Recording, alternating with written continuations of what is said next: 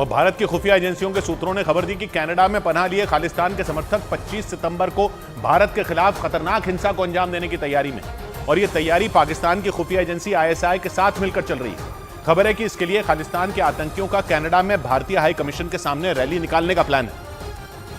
लेकिन रैली तो बस एक बहाना है। असल में खालिस्तान के समर्थक रैली के नाम पर अपने भारत विरोधी एजेंडे को हवा देने की फिराक में है। वो विरोध प्रदर्शन की आड़ में रैली में दंगा फसाद कराने की प्लानिंग में है। खुफिया एजेंसियों के सूत्रों ने जानकारी दी कि कनाडा में एक्टिव 20 से ज्यादा खालिस्तानी संगठन 25 सितंबर को कनाडा की राजधानी ऑटवा में भारतीय हाई कमीशन के सामने रैली निकालने वाले हैं। और उस रैली में भारतीय हाई कमीशन को दहलाने की साजिश है।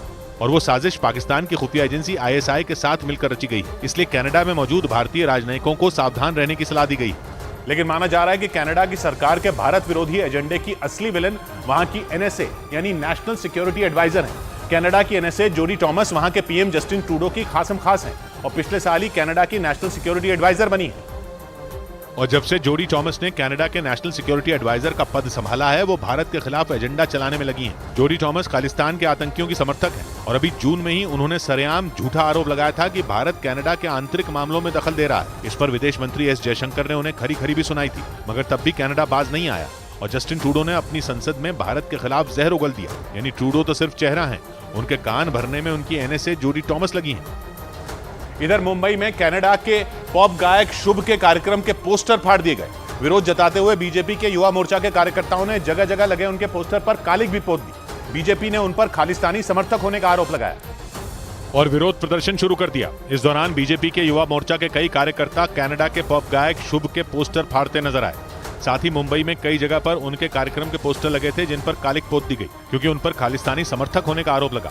और इन आरोपों के बीच वो भारत दौरे पर आने वाले थे। इसी महीने मुंबई में उनके 2 कार्यक्रम होने थे जिन्हें भारी विरोध के बाद रद्द कर दिया गया। साथ ही पॉप गायक शुभ को स्पॉन्सर करने वाली भारतीय कंपनी ने भी विवाद की वजह से अपना कॉन्ट्रैक्ट वापस ले लिया। वहीं विराट कोहली, हार्दिक पांड्या और KL राहुल जैसे क्रिकेटरों ने भी उन्हें अपने सोशल मीडिया प्लेटफॉर्म से अनफॉलो कर दिया। और कनाडा के गायक शुभनीत सिंह का मुंबई में होने वाले एक बड़ा शो रद्द कर दिया गया। शुभनीत पर खालिस्तान का समर्थन करने का आरोप है और इसीलिए भारत और कनाडा के बीच बढ़ते तनाव को देखते हुए गायक शुभनीत के शो को कैंसिल कर दिया गया। इस शो के लिए टिकट बुक करने वाली कंपनी बुक माई शो ने ट्वीट कर इसकी जानकारी दी और 7 से 10 दिन के भीतर टिकट के पैसे लोगों को लौटाने का भरोसा दिया। इधर क्रिकेट खिलाड़ी मोहम्मद सिराज ICC की ताजा वनडे रैंकिंग में दुनिया के नंबर 1 गेंदबाज बन गए। उन्होंने हाल ही में एशिया कप के फाइनल मुकाबले में शानदार गेंदबाजी की थी और उस मैच में मोहम्मद सिराज ने 6 विकेट लेकर श्रीलंका के एशिया कप जीतने का सपना तोड़ दिया था। इस शानदार गेंदबाजी की बदौलत उन्होंने ICC की वनडे मैचों की रैंकिंग में नंबर 1 गेंदबाज का मकाम एक बार फिर हासिल कर लिया। वो मार्च में भी इस रैंकिंग में टॉप पर थे।